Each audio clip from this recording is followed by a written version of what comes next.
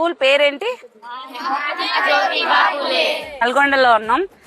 మా పిల్లలు అనమాట ఒక 100 మంది పిల్లలు దాకా ఉంటారు. మంచి నేషనల్ ప్లేయర్స్ వీళ్ళంతా. మాక్సిమం సింగిల్ పేరెంట్ కానీ తల్లిదండ్రులు లేని పిల్లలు కానీ ఇట్లా కూడా కొంచెం మారుమూల ప్రాంతం నుంచి వచ్చి పిల్లలే.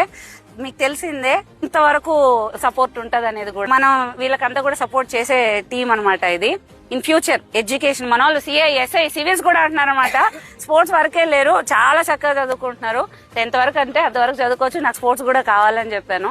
చదువులు వెంట పడుతున్నారు, స్పోర్ట్స్ వదిలేస్తున్నారు. దానివల్ల చదివిన తర్వాత వచ్చే జాబ్ కి వచ్చిన తర్వాత డబ్బులంతా కూడా తీసుకుపోయేసి మళ్ళీ హాస్పిటల్స్ కే పెడుతున్నారు. పీసీఓడి, థైరాయిడ్ ఇట్లాంటివన్నీ.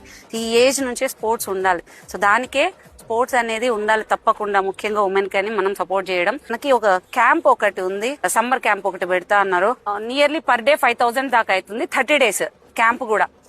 స్పోర్ట్స్ కూడా మేము సపోర్ట్ చేస్తాం, ఎడ్యుకేషన్ కి మాత్రమే కాదు స్పోర్ట్స్ కూడా మాకు సపోర్ట్ చేస్తాం అని ఎవరికైనా ఉంటే మాత్రం తప్పకుండా మీరు మెసేజ్ చేయండి, మీకు డీటెయిల్స్ ఇస్తాం. Thank you. బాగా చాలా ఎక్కువ ఎవరైనా పెళ్లిళ్ళు చేసుకున్నారంటే ముక్కులకు వస్తా.